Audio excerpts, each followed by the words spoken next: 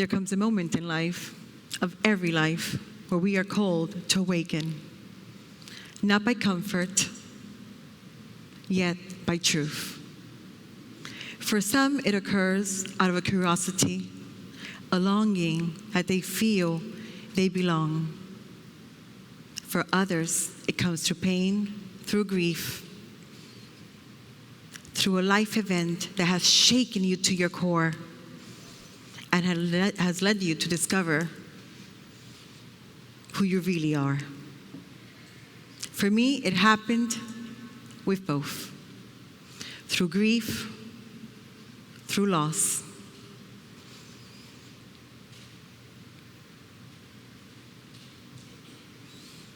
Through witnessing the pain in people's lives in my journey through philanthropy, but also seeing how fragile life can be. Yes, life, it is so fragile. It is a second. But something powerful does occur because love transforms. We are not born to live in fear. We are born to conquer our greatness. You can have flaws, be anxious, and live a life so upset at times, but know that your life is your biggest asset, your greatest asset, and it's up to you to allow it from coming downhill. Many appreciate you, they love you, they admire you. But if you thought that being happy was having a beautiful sky without a storm, if you thought that working without fatigue, having a road without accidents, or relationships without disappointments, then you are in denial of it all. Because being happy is not just celebrating the success, it's also reflecting on the failures, learning its lessons. It is not just feeling joyful for the smiles, but it's also revising on the sadness. Because life itself is worth living. And being happy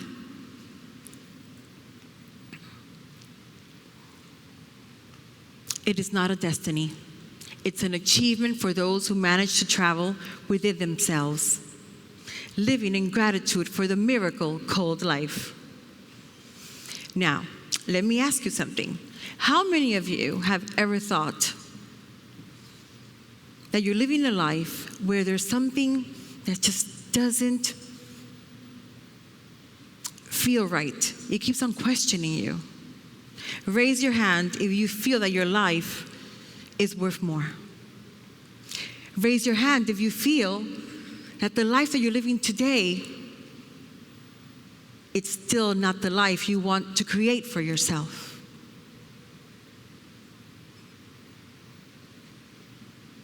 Because maybe pain walked into your door. Maybe pain made you walk through a door, a pathway that you were still not ready for.